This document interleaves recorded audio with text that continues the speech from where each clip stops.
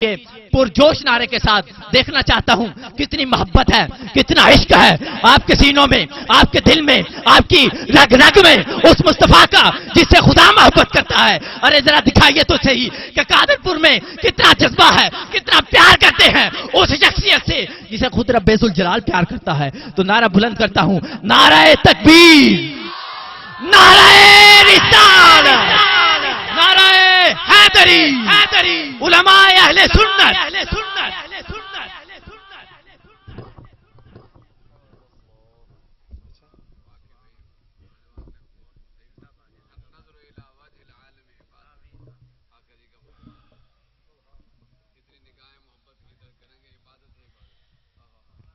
نحمده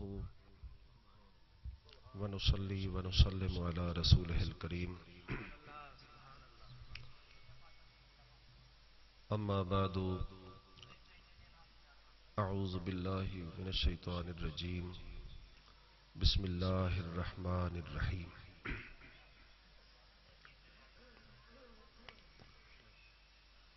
واما بنعمة ربك فحدث صدق اللہ مولانا العظیم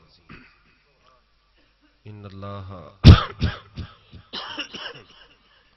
وملائکتہ یصلون علی النبی یا ایھا الذین آمنوا صلوا علیہ وسلموا تسلیما الصلاۃ والسلام علیک یا رسول اللہ وعلی آلک واصحابک یا سیدنا محمد الرسول اللہ صلی اللہ علیہ وعلا آلہ وبارک وسلم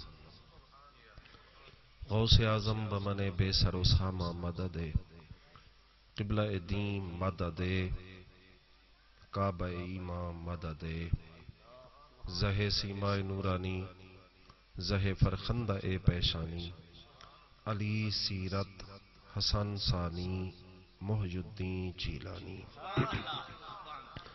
حمد و صلات کے بعد معزز محترم جملہ حضرات، علماء، حفاظ و نعت خوانان نظام، جمیع حاضرین سامعین محتشم، آج کی بابرکت مقدس محفل امام الانبیاء شافی روز جزا صلی اللہ علیہ وآلہ وبارک وسلم کے ذکر میلاد پاک کی محفل ہے۔ تمام حضرات جنہوں نے اس مقدس محفل کا اہتمام کیا، اپنی وسعت کے مطابق یا جتنے حضرات بھی یہاں تشریف لائے، ہمارے مسلک اہل سنت کے بہترین ترجمان بھائی محمد شریف صاحب اتاری جن کا ساؤنڈ ہے، اور یہ میں ان کو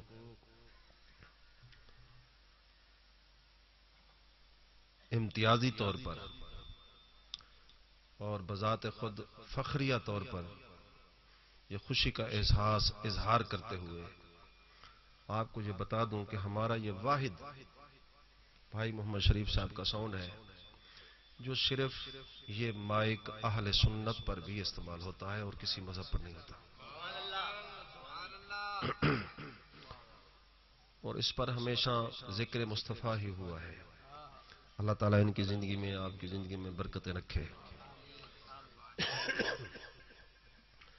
سب سے پہلی بات یہ ہے کہ میں تمام حضرات کو عرض کر دوں کہ میں اسی وقت سے دیکھ رہا ہوں کہ کچھ حضرات پریشان ہیں اور کچھ سوچ رہے ہیں کہ یہ کیا ہوا ہے۔ وہ عزیزم نعت خاں بہت زیادہ جذبات میں ہو گئے تھے، یہ بھی حقیقت ہے۔ گزارش یہ ہے کہ ہمارے احناف کے جو معتمد عالم دین ہیں حضرت ملا علی قاری رحمت اللہ تعالی علیہ، جو کعبے کے امام بھی رہے ہیں، انہوں نے ایک فقہ کی کتاب لکھی ہے جس کا نام ہے فقہ اکبر۔ فقہ شرح اکبر حضرت ملا علی قاری رحمت اللہ تعالی علیہ کی ہے۔ میں ان میں سے دو باتیں آپ کو بتا دوں. ایک تو انہوں نے یہ کہا کہ اگر کسی نے عالم کو اویلم کے نام سے یاد کیا، اس کی تصغیر یعنی ہماری زبان میں یہ ہوتا ہے کہ وہ ملونڈا آ رہا ہے، ملا آ رہا ہے. تو آپ فرماتے ہیں اس کی بیوی سے نکاح اسی وقت ٹوٹ جاتا ہے، طلاق دینے کی ضرورت نہیں رہتی، اس لیے کہ وہ نبی پاک علیہ الصلوۃ والسلام کے دین کا وارث ہے، اور وہ ڈائریکٹ حضور علیہ الصلوۃ والسلام کی ذات پر، آپ کی خصوصیت پر حملہ ہو رہا ہے.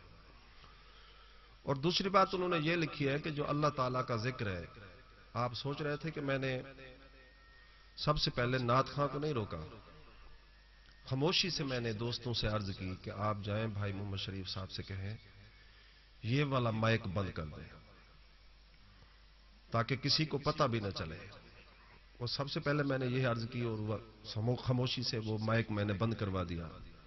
اگر بھائی خاموشی سے پڑھتے رہتے تو اس میں کسی کو پتہ بھی نہ چلتا اور بعد میں ان کو آہستہ سے سمجھا دیتا.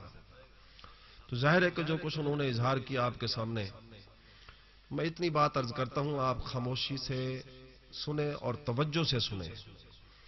علامہ مولا علی قاری علیہ رحمہ فرماتے ہیں اللہ کا ذکر اس انداز سے کیا جائے کہ جس کے منہ سے نکلے وہ ذکر خدا اور وہ طبلے کی صورت میں محسوس ہو. میں آپ سے پوچھتا ہوں اگر کوئی کیسٹ بھری ہوئی ہو اور ادھر ایک آدمی نعت پڑھ رہا ہے اور دوسرے مائک پر اللہ کا ذکر ہو رہا ہے تو وہ اللہ کا نام صاف لفظوں میں سمجھ نہیں آتا. لفظ اللہ، اس کی جو آواز پیدا ہوتی ہے وہ طبلے کی سوز بن جاتی ہے اسی ساز میں.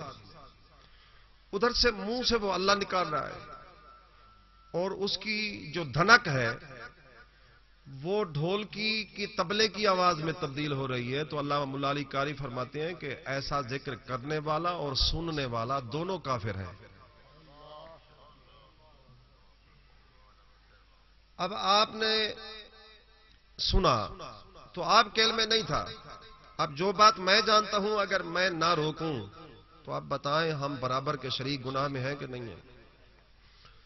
دوسری بات یہ ہے کہ ابو داؤد شریف کی حدیث ہے حضور علیہ الصلوۃ والسلام نے فرمایا کچھ لوگ ایسے ہوں گے جب وہ مر جائیں گے لوگ ان کا جنازہ پڑھیں گے تو کہیں کہ یہ مومن مر گیا، اس کی شکل بڑی خوبصورت ہے، بڑا اچھا آدمی تھا، یہ ہے وہ ہے، اس کی تعریفیں کریں گے. جنازہ پڑھ کے جب اس کو دفن کیا جائے گا تو قبر میں جاتے ہی ان کی شکلیں خنزیر جیسی بن جائیں گی. یہ ابو داؤد شریف کی حدیث ہے. پھر جب قیامت کے دن وہ اپنی قبروں سے نکلیں گے تو ان کی شکلیں بھی خنزیر جیسی ہوں گی. یہ سیاستہ کی حدیث ہے. صحابہ کرام علیہم رضوان نے عرض کی یا رسول اللہ وہ کون سا گناہ کریں گے چھپ کر جو بظاہر تو وہ مومن ہیں، اور وہ کون سا گناہ ہے وہ چھپ کر کرتے ہیں قبر میں جا کر ان کی شکلیں خنزیر جیسی بن جائیں گی. تو حضور صلی اللہ علیہ وسلم نے فرمایا وہ میرے دین کے علماء ہوں گے جو لوگوں کی ڈر کی وجہ سے سچ بات نہیں بتائیں گے تو قبر میں ان کی شکلیں خنزیر جیسی بنا دی جائیں گی. اب آپ بتائیں جب دین پر حملہ ہو رہا ہو جہالت کی وجہ سے پھر لوگوں کو سمجھایا جائے. ایک ہوتی ہے جہالت، اگر جہالت کے انداز سے کسی سے غلطی ہو جاتی ہے تو وہ ہوتا ہے گناہ. پھر اگر کسی کو سمجھا دیا جائے تو اس پر وہ ضد میں اڑ جائے، بضد رہے تو وہ گناہ کفر میں تبدیل ہو جاتا ہے. پہلے وہ صغیرہ گناہ ہوتا ہے، اصرار پر وہ کبیرہ بن جاتا ہے اور ضد پر وہ کفر بن جاتا ہے. تو میں آپ سے پوچھتا ہوں نعت خوانی جو ذکر مصطفیٰ ہے یہ وہ مقدس چیز ہے جو خود خدا بند قدوس بھی میرے مصطفیٰ کی ثنا خوانی فرماتا ہے. اور یہ جو نئے انداز اپنائے گئے ہیں اس طرح دوڑو اس طرح دوڑو، یہ کرو وہ کرو اسٹیج پر. حضور الصلوۃ والسلام سو رہے تھے، آپ نیند کی حالت میں تھوڑی دیر کے بعد جب آپ جاگے تو آپ رو رہے تھے. صحابہ کرام نے عرض کی یا رسول اللہ رونے کی وجہ کیا ہے؟ تو آپ نے فرمایا جب میں سو رہا تھا نبی کا خواب وحی ہوتا ہے تو مجھے اللہ تعالیٰ نے دکھلایا کہ کہ قیامت کے قریب ایسا وقت بھی آئے گا کہ مصطفیٰ کریم علیہ الصلوۃ والسلام کے منبر پر بندر ناچیں گے. اب ذکر مصطفیٰ کرنا ہے، محبوب کی بارگاہ میں چیخنا اور چلانے کا کیا مطلب ہے؟ خدا کے ذکر کو اور ذکر مصطفیٰ کو تو اس ادب سے بیان کرو کہ وہ بارگاہ مصطفیٰ کریمی میں مقبول ہو جائے. وہاں تو آنکھیں نم ہونی چاہیے، وہاں تو زبان کے اندر اور آواز کے اندر بھی ادب ہونا چاہیے. اور یہ ہمیں دین سکھلاتا ہے. حضور نے فرمایا جب قیامت قریب ہوگی تو میری امت فیفرون من العلماء، علماء سے بھاگ جائیں گے، دور ہو جائیں گے. فیبتلیہم اللہ بثلاث بلیات، تو اللہ تعالیٰ ان پر 3 مصیبتیں نازل کر دے گا. کون سی؟ ایک تو یہ جو کچھ وہ کمائیں گے اس میں برکت نہیں ہوگی، خدا برکت اٹھا لے گا. اور دوسرا یہ کہ ان کے گھروں میں فتنے برپا ہو جائیں گے. اور تیسرا یہ کہ اللہ تعالیٰ بوقت موت ان کا خاتمہ برباد کر دے گا. اس کی کیا وجہ ہے؟ مجھے بتاؤ. تقریر سے پہلے یہ ساری چیزیں میں آپ کی خدمت میں عرض کر رہا ہوں. جو بیان آیت کریمہ پڑھی ہے، جو موضوع ہے، وہ بعد میں عرض کروں گا. اب مجھے یہ بتاؤ، یہ جتنے دین کے مسائل ہیں، نعت خوانی حضرت حسان رضی اللہ تعالی عنہ فرماتے تھے وہ صحابی رسول ہیں. لیکن دین کے جتنے مسائل ہیں کیا وہ حضرت حسان پاک نے حل کیے ہیں یا حضرت ابو بکر صدیق نے؟ حضرت ابو بکر صدیق کو دیکھیں، عمر پاک کو دیکھیں، عثمان غنی کو دیکھیں، علی حیدر کرار کو دیکھیں. یہ علماء ہیں سرکار کے صحابہ. اب دیکھتے ہیں کہ وضو کا طریقہ کیا ہے تو وہ صحابہ سے پوچھیں گے. وہ حضرت حسان نہیں بتاتے، حالانکہ وہ بھی صحابی رسول ہے. کوئی عالم دین دنیا میں ایسا ہو جو ایک حضرت حسان سے روایت پیش کر دے. جتنے ہم نماز پڑھتے ہیں، روزہ رکھتے ہیں، جتنے دینی احکامات ہیں، وہ یا تو حضرت ابی ہریرہ بیان کریں گے یا حضرت انس بن مالک بیان کریں گے. اہل بیت کی شان ہے وہ بھی علماء بیان کر رہے ہیں. اصل میں بات یہ ہے کہ مصطفیٰ کی شان اگر ثنا خوانی کی صورت میں بھی کرنی ہو، وہ بھی جاہل کا حق نہیں ہے، وہ بھی عالم کا حق ہے. جامی کو دیکھ لیں، علامہ جامی رحمت اللہ تعالی علیہ. اب ان کی نعت کا انداز کیا ہے؟ تنم فرسود جاں پارا ز ہجراں یا رسول اللہ، تنم فرسود جاں پارا ز ہجراں یا رسول اللہ، دلم پج مردیا باراز عصیاں یا رسول اللہ. تنم فرسودہ. اب ان نعت خانوں سے پوچھو کہ تنم کیا ہے اور فرسودہ کیا ہے.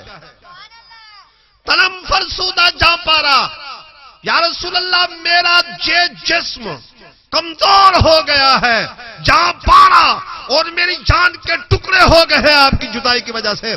ہجرا یا رسول اللہ، آقا آپ کی جدائی سے میں بوڑھا ہو گیا ہوں، ٹکڑے ٹکڑے ہو گیا ہوں، بکھر گیا ہوں، اب آپ کی نظر کرم چاہیے.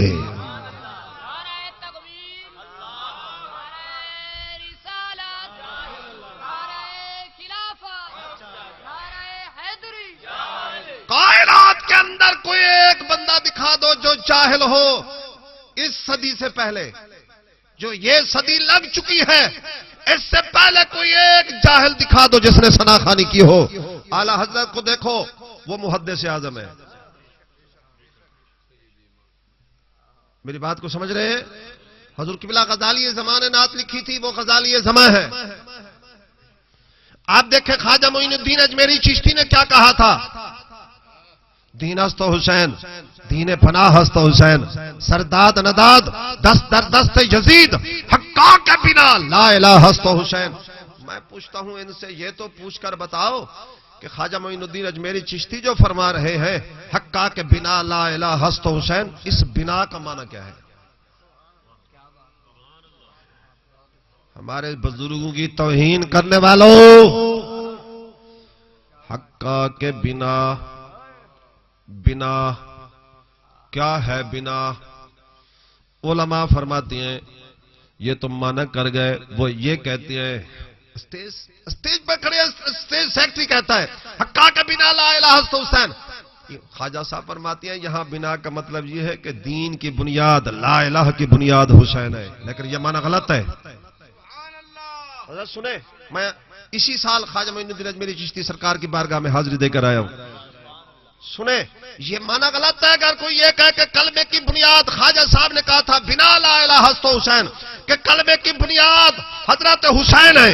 जो ये अकीदा रखे कि कलमे की बुनियाद हजरत हुसैन है वो काफिर है, क्योंकि ये बुनियाद रखने वाला नबी होता है। इमाम हुसैन नबी नहीं है, नवासे रसूल है। और आप हैं सुभान अल्लाह। वो कह रहा है स्टेज पर अलल ऐलान कह रहा है कि हुसैन कलमे की बुनियाद है, और आप कहते हैं सुभान अल्लाह। 10-10 का नोट जा रहा है। अब पता नहीं है कि बिना का माना क्या। इजाजत है तो बता दूं, शरीयत का मसला ये है, बिना उस चीज को कहते हैं कि अगर कोई शख्स नमाज पढ़ रहा है, नमाज ईद, नमाज जनाजा, तवज्जो है, मैंने अभी तकरीर शुरू नहीं की, दौरान नमाज ईद या नमाज जनाजा उसका वुजू टूट गया, बशर्ते वो इमाम ना हो, मुक्तदियों में से हो, उसका वुजू टूट गया। अगर वो बाहर निकलता है, एक रकात पढ़ चुका है, बाहर निकलता है, वुजू करने के लिए जाता है, आते हुए ईद की नमाज हो जाएगी, तो बेचारा दूसरी ईद के लिए कहां जाएगा? अब वो क्या करे? अगर जनाजा पढ़ रहा है तो वो तो 4 तकबीरें हैं। अगर वुजू टूट गया 2 या 3 तकबीर के बाद, तो अगर वुजू करने जाता है तो जनाजा तो गया, वो क्या करे? अब शरीयत कहती है कि जहां है वहां बैठ जाए और जमीन पर हाथ मारकर फौरन तयम्मुम कर ले, और उसी जगह वहीं हटे भी नहीं, जगह भी ना छोड़े, वहीं तयम्मुम करके वहीं से शुरू कर दे जहां से छोड़ी थी। इसको कहते हैं शरीयत में बिना। और हक्का के बिना ला इलाहा इल्लल्लाह हुसैन का माना अब यहां यह होगा कि जब से दीन मुस्तफा चला आ रहा था, दरमियान में दीन की हद तोड़ने का इरादा जब यजीद ने किया, तो मेरे हुसैन ने करबला के मैदान में तयम्मुम अली अकबर की शहादत से कराकर मेरे मोहम्मद के दीन को फौरन वहीं से जोड़ दिया, टूटने ही नहीं दिया, उसमें रखना ही पैदा नहीं होने दिया। एक पलक झपकने की देर तक हुसैन उसको कहते हैं जो यजीद दीन को तोड़े और अभी वो तोड़ने ही ना पाए, हुसैन ऐसा मजबूत कर दे जो क़यामत तक कोई उसी को तोड़ भी ना सके। मेरी बात समझ आ रही है? 10,000 नात खां के लिए आपके पास है, 20,000 भी है, 50,000 के नात खां भी आपके पास आ रहे हैं। अब मैं पूछता हूं उसके लिए तो 10,000 भी हैं, 20,000 भी हैं, 50,000 भी हैं, बड़े बड़े बैनर भी हैं, बड़ा बड़ा टाइम भी है। अगर तेरे घर में झगड़ा हो जाए और तलाक का मसला हो तो वो 50,000 वाला नात खां तुझे मसला हल करके देगा या वो 200 वाला मौलवी? शर्म नहीं आती लोगों को?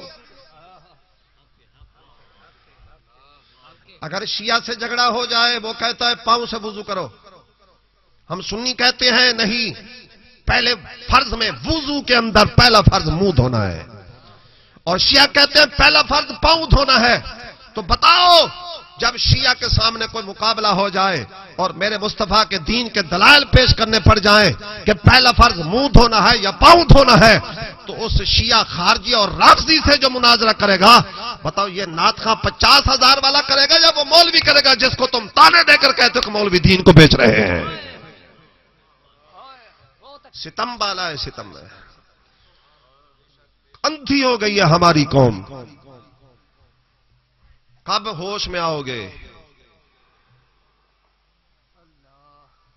कोई होश नहीं है। यहां 2 लाख का चंदा करना पड़े तो महफिल नात के लिए करवा लेंगे, लेकिन तेरी मस्जिद में इमाम मस्जिद जो काला काला रसूल पढ़ा रहा है, वो बेचारा 3 माह से रो रहा है। कौन बताएगा ये मसले? यही बताएंगे लोग। क़यामत के दिन ये भी मार खाएंगे और तुम भी मार खाओगे। याद रखो, तुम्हारे दीन की मजबूती नात खानी के अंदर नहीं है, तुम्हारे दीन की मजबूती कुरान और हदीस में है, जो उलमा के मुंह से निकलेगा। بات یاد رکھو، اگر میں غلط بیانی کر رہا ہوں تو آپ ابھی مجھے سمجھا سکتے ہیں، یہ بات نہیں ہے۔ مجھے ایک نعت خواں جتنے بھی ہیں ایک سے تو پوچھ کر بتائیں۔ اور دوسری بات یہ ہے کہ یہ نوجوان جن کی ابھی داڑھی بھی نہیں اتری، جن کا نشان بھی نہیں ہے داڑھی کا، ایسے نوجوان کا سٹیج کے اوپر کھڑے ہو کر نعت پڑھنا حرام ہے اور سننے والے سارے گناہگار ہیں۔ حضرت بشر حافی، نہیں جی صحیح ہے، میں صدقے ونجا نہیں۔ ابھی سنیں، آپ کے پاس کیا دلیل ہے؟ آپ کے پاس کیا دلیل ہے؟ کیا جانتے ہیں آپ؟ کیا جانتے ہو آپ؟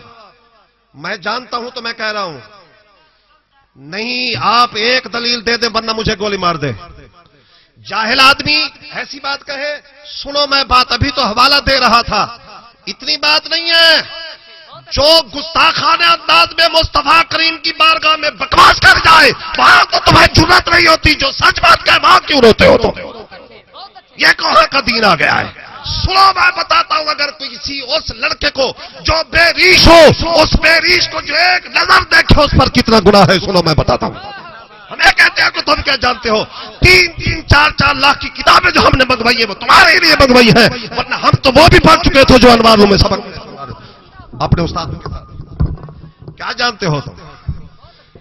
ایک کتاب ابھی میں نے ابن عساکر منگوائی ہے، ابن عساکر ابھی 50,000 کی ملی ہے۔ بتا تو نے کبھی ایسی کتاب دیکھی ہے؟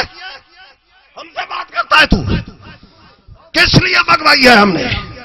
اس لیے کہ دین مصطفیٰ کے در پر سر قربان کرنے کے لیے ہم تیار ہیں، تم جیسے نہیں۔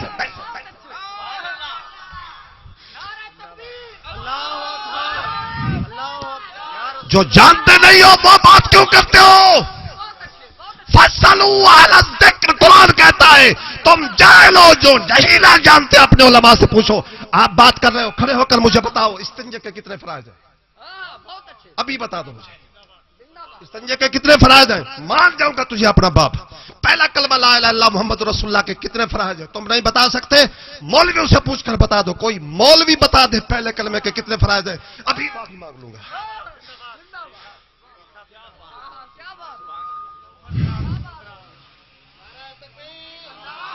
دین یہ ٹٹو کا بنا ہوا نہیں ہے، یہ دین میرے مصطفیٰ کا بنایا ہوا دین ہے۔ حضرت بشر حافی رحمت اللہ تعالی علیہ، سنو تم کہاں کے منہ پاک کی مولی ہو، تمہیں تو جانتا ہی کوئی نہیں ہے۔ جو عرش الہی پر سجدہ ریز تھا حضرت بشر حافی رحمت اللہ تعالی علیہ، جن کو اللہ نے خوشخبری دی تھی جنت کی، جب ان کا وصال ہو گیا، حضرت فرید الدین عطار رحمت اللہ تعالی علیہ تذکرۃ الاولیاء کے اندر لکھتے ہیں، نہ ہو تو ابھی گردن کٹوا دوں۔ جب ان کا وصال ہو گیا تو قبر کے اندر دفن کیا گیا۔ ان کے وصال کے بعد جب کسی نے دیکھا تو آپ کا چہرہ انور ایک سائیڈ سے سڑا ہوا تھا، سیاہ ہو چکا تھا، جلا ہوا تھا۔ پوچھا گیا حضرت جب ہم نے جنازہ پڑھا تو آپ کا چہرہ منور تھا، جب دفن کیا تب آپ کا چہرہ منور تھا، اب قبر کے اندر آپ کا چہرہ آدھا سیاہ کیوں ہے؟ آپ نے فرمایا غلطی سے دنیا کی زندگی کے اندر بے ریش لڑکے پر میری نظر پڑ گئی تھی، اسی سزا کی طور پر میری قبر کے اندر ایک کالا سانپ آیا، اس نے آ کر مجھے پھونک ماری، وہی سزا مجھے ملی ہے کہ میرا آدھا چہرہ سیاہ ہو گیا ہے۔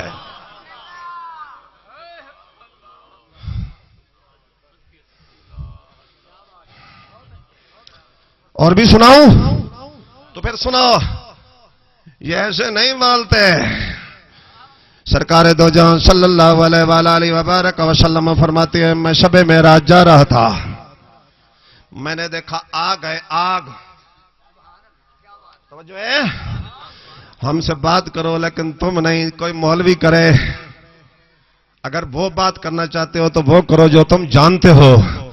ہم نے اخبار نہیں پڑھی، میں لاہور سے نہیں آیا، کراچی سے نہیں آیا، یہاں کہوں جو بات کروں کتاب نہ دکھاؤں تو پھر میری غلطی ہے، اگر دکھا دوں تو پھر خدا تجھے ہدایت عطا فرمائے۔ ایک آگ ہے، آگ، اس آگ کے اندر ایک لڑکا جل رہا ہے، حدیث پاک نہ ہو جو چور کی سزا وہ میری ہے.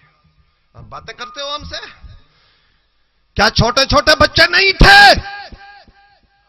حضرت تم یہ بات کہتے ہو، حضرت فرید الدین عطار رحمۃ اللہ علیہ تذکرۃ الاولیاء کے اندر لکھا ہے، وہ فرماتے ہیں ایک لڑکا جو نابالغ ہے اس ایک لڑکے کے ساتھ 18 شیطان رہتے ہیں. جو بے ریش یہاں کھڑا ہوگا کیا وہ اس قاعدے سے باہر ہوگا؟ نہ 18 شیطان ایک لڑکے کے پاس ہوتے ہیں، 18 شیطان. اب اللہ تعالیٰ اس کو 17 شیطان اس سے اس وقت دور ہوتے ہیں جب اس کے چہرے پر مصطفیٰ کی سنت کی ابتدا ہوتی ہے. غلط کہہ رہے ہو. یہ عدالت نہیں ہے جج کی کہ جہاں کوئی وکیل آ کر جھوٹ بول کر تمہارا مقدمہ لڑے گا. یہ بارگاہ مصطفیٰ کریمی ہے، یہاں جو جھوٹ بولے گا وہ جہنمی ہے، جہنمی ہے، جہنمی ہے. سرکار فرماتے ہیں میرے اوپر جو جھوٹ باندھے گا فلیتبوأ مقعدہ من النار، وہ یہ نہ سمجھو کرسی پر بیٹھا ہے، وہ یہ سمجھو جہنم پہ بیٹھا ہوا ہے. میں کیا جانوں کسی کو؟ میں تو اس بارگاہ کی بارگاہ میں حاضر ہوں جو کائنات کا مشکل کشا نبی ہے. سرکار فرماتے ہیں شب معراج میں جا رہا تھا، میں نے دیکھا آگ ہے، آگ کے اندر ایک لڑکا ہے بے ریش. نہ چھیڑتے مجھے. اس بے ریش کو آمنہ کے لال نے دیکھا. سرکار کی نگاہ پر اعتماد ہے؟ بولو. میں زبردستی نہیں بلواتا آپ کو، میں اتنا پوچھتا ہوں آپ سے کتنی غیرت ہے نبی کے نام پہ؟ مجھے پتا ہوتا آپ کے پاس ایسے بندے بولنے والے ہیں تو میں بہت سی کتابیں ساتھ لاتا. اب بھی ہیں میرے پاس، وہاں شکار ہے جو کتاب چاہا. درود پاک پڑھو تمام حضرات.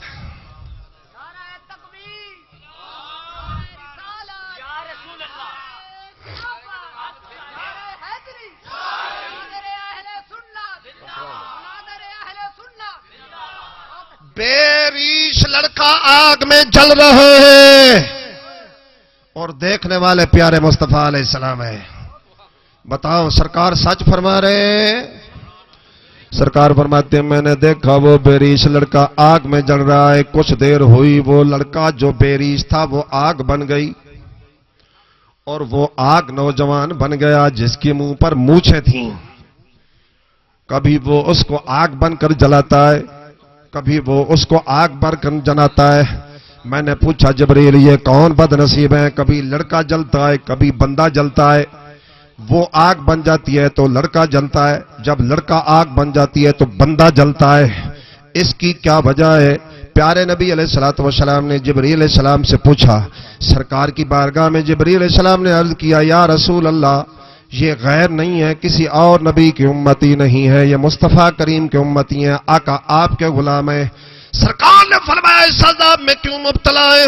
عرض کی یا رسول اللہ آپ کی امت میں کلمہ پڑھنے والا جو نوجوان کسی بے ریش سے بدفعلی کرے گا اور وہی دونوں اسی آگ میں قیامت کے دن جلائے جائیں گے. اللہ تعالیٰ نے آپ کو دکھایا ہے تاکہ امت کو بتا دیں یہ گناہ نہ کریں ورنہ اسی آگ میں جلتے رہو گے. توجہ ہے؟ اب میں بات عرض کرتا ہوں تفسیر روح البیان شریف علامہ اسماعیل حقی رحمت اللہ تعالی علیہ اینک کے گپئی حدیث بورتے ہم صاحب اینک چاہیے ہو. تفسیر روح البیان علامہ اسماعیل حقی رحمت اللہ تعالی علیہ، یہ قرآن کریم کی تفسیر ہے، جلد نمبر پہلی میرے پاس ہے. اس کی 10 جلدیں ہیں. کعبہ شریف سے مکہ شریف سے میں لے کر آیا ہوں، یہ لبنانی چھاپا ہے. اور یہ کتب خانہ جو مکہ شریف کے اندر ہے وہیں سے 10 جلدیں ہیں، اس کی میں لے کر آیا. اس روح البیان شریف کے اندر علامہ اسماعیل حقی رحمت اللہ تعالی علیہ نے میرے مصطفیٰ کی یہ حدیث پاک نقل فرمائی ہے. جب وحی پہلی نازل ہوئی سرکار دو جہاں علیہ السلام نے فرمایا مجھے سردی لگی ہے، کمبل اوڑھاؤ. جب چادر مبارک اوڑھائی گئی اما خدیجہ الکبریٰ رضی اللہ تعالیٰ عنہ عرض کرتی ہیں یا رسول اللہ اب بھی سردی لگ رہی ہے؟ سرکار نے فرمایا ہاں سردی محسوس ہو رہی ہے۔ آقا کیوں؟ فرمایا سامنے وہ ایک بندہ کھڑا ہے جو مجھے کہتا ہے اقرا پڑھیے، اسی لیے اس کو دیکھ کر مجھے سردی محسوس ہو رہی ہے۔ اب سنیں، سرکار اندر گئے، اما خدیجۃ الکبریٰ رضی اللہ تعالیٰ عنہ اندر تشریف لے گئیں، دروازہ بند کر دیا، اینک دکھاؤ، دروازہ بند کر دیا۔ دروازہ بند کرنے کے بعد آقا دو جہاں صلی اللہ علیہ وآلہ وبارک وسلم سے اما خدیجۃ الکبریٰ پوچھتی ہیں یا رسول اللہ وہ بندہ اب بھی آپ کو نظر آ رہا ہے؟ سرکار دو جہاں علیہ الصلوۃ والسلام نے فرمایا ہاں ہاں ہاں خدیجہ اب بھی وہ مجھے نظر آ رہا ہے یا رسول اللہ۔ جب دروازہ بند کر دیا پھر پوچھا آقا کیا اب بھی نظر آ رہا ہے؟ سرکار دو جہاں علیہ الصلوۃ والسلام نے فرمایا ہاں اب بھی نظر آ رہا ہے۔ پھر کچھ دیر کے بعد نبی اکرم صلی اللہ تعالی علیہ وآلہ وبارک وسلم کے سامنے اما خدیجۃ الکبریٰ نے اپنے سر سے دوپٹہ مبارک تھوڑا سا ہٹایا تو پوچھا یا رسول اللہ اب بھی نظر آ رہا ہے؟ سرکار دو جہاں علیہ الصلوۃ والسلام نے فرمایا خدیجہ اب نظر نہیں آ رہا۔ سرکار نے جب یہ فرمایا تو اما خدیجۃ الکبریٰ سے سرکار نے فرمایا اب کیوں پوچھتی ہیں یا رسول اللہ؟ آپ کو مبارک ہو آقا، آپ کو مبارک ہو، وہ شیطان نہیں تھا، وہ جبرائیل ہے۔ آپ اللہ کے نبی ہیں، آپ کے پاس حضرت جبرائیل علیہ السلام وحی لے کر آئے ہیں، یہ عربی چھاپا ہے، اگر ماں نے تمہیں علم دیا ہے تو آؤ میرے سامنے عربی عبارت پڑھو، آپ کے پاس موجود ہے۔ سرکار نے فرمایا خدیجہ تجھے کیسے پتہ چل گیا کہ یہ حضرت جبرائیل علیہ السلام ہے؟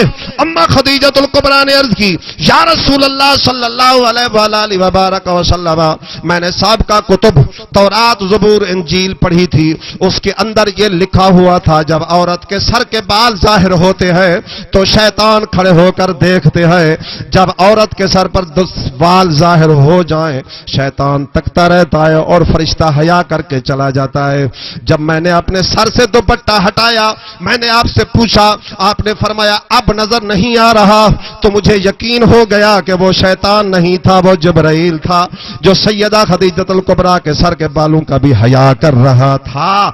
اور جو جہاں کھڑے ہو کر اب ان کے منہ پر داڑھی بھی ڈیزائننگ والی ہو اور ان کی حجامت بھی ڈیزائننگ والی ہو، بتاؤ یہ کہاں کے ثنا خاں گئے ہیں؟ ثنا خانی وہ کرے گا جس کے دل کے اندر عظمت مصطفیٰ موجود ہوگی۔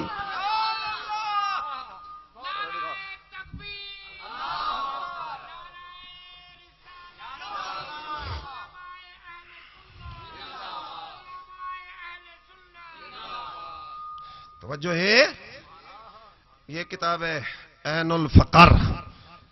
ایک بات اور بھی آپ سے کرنا چاہتا ہوں، سنیں گے؟